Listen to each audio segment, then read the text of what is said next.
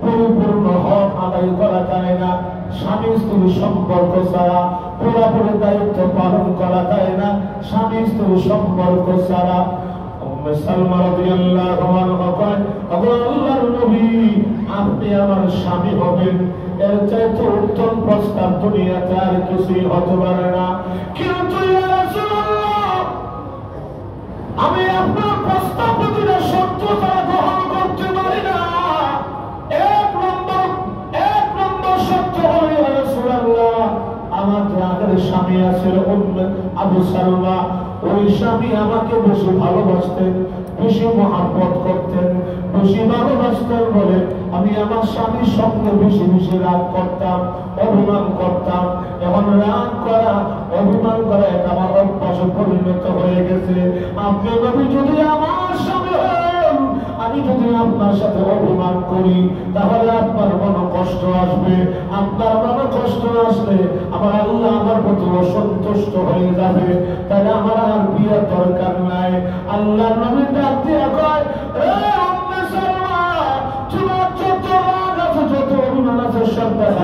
আমি নবী কোনদিন রাগ করবো না, আমার আল্লাহ তোমার প্রতি অসন্তুষ্ট হবে না। সুবহানাল্লাহ, জোরে বলুন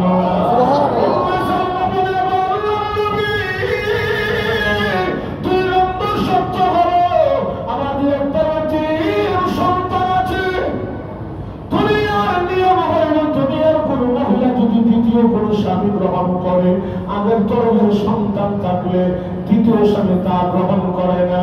ইয়া রাসূলুল্লাহ, আমি যদি আপনার স্ত্রীর মর্যাদা লাভ করে, আপনার বড় ভাইয়া আমি যদি আপনার ঘরে চলে যাই, আবু সালমার তিন সন্তান যদি এতিম হইয়া রাস্তায় রাস্তায় ঘুরে, কিয়ামতের ময়দানে আবু সালমা যদি আমাকে প্রশ্ন করে আল্লাহ আদালতে, উম্মে সালমা রে, নবীর বউ হওয়ার জন্য আমার এতিম সন্তানকে তুমি কোথায় রাইখা গেছিলা?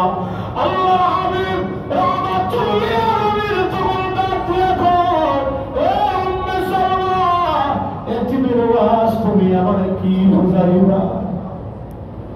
উম্মে সালমা রে, এতিমের ওয়াজ আমারে তুমি কি বুঝাইবা? আমি নবীর চাইতে বড় এতিম আল্লাহ জগতে আর কেউ নাই। আমি দুনিয়াতে আসার 6 মাস আগে আমার বাবা দুনিয়া থেকে বিদায় হয়ে গেল। দুনিয়াতে আসার 6 মাস পরে আমার মাও আমাকে রেখে দুনিয়া থেকে বিদায় হয়ে গেল। মাকে মা দেখে আমি মুহাম্মদের সব পর্যন্ত মিটল না। ছিল আমার দাদা 8 বছর বয়সে কালে আমার দাদা দুনিয়া থেকে বিদায় হয়ে গেল। ছিল আমার চাচাও দুনিয়া থেকে বিদায় হয়ে গেল। ছিল আমার উম্মে সালমা, ছিলেন আমার খাদিজা। আমার খাদিজা আমাকে রেখে দুনিয়া থেকে বিদায় হয়ে গেল। আমার চাইতে বড় এতিম দুনিয়াতে আর কেউ নাই। আমি তো বিয়ের জন্য না, তোমাদের দায়িত্ব পালন পোষণ দেওয়ার জন্য, দায়িত্বের খাতিরে আমি নবী তোমাকে বিয়ের প্রস্তাবটা দিয়েছি।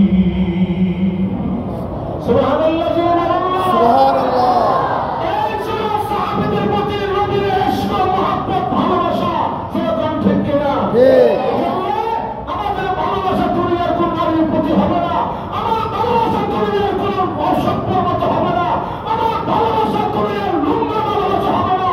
আমি সেই ভালোবাসা করতে চাই না যে ভালোবাসা করলে আমার মা সে তার সতীত্ব নষ্ট হয়ে যাবে, আমার বোনের সতীত্ব নষ্ট হয়ে যাবে, আমার বোনের সতীত্ব নষ্ট হয়ে যাবে। যে ভালোবাসা দিয়া আমার বোনের ইজ্জত নষ্ট হয়ে যায়, সেই ভালোবাসাটা আমরা ঘৃণা করি, থতমত করি। সেই ভালোবাসার প্রতি যেরকম ঠেকে লেগে যাবে, যেরকম ঠিক না?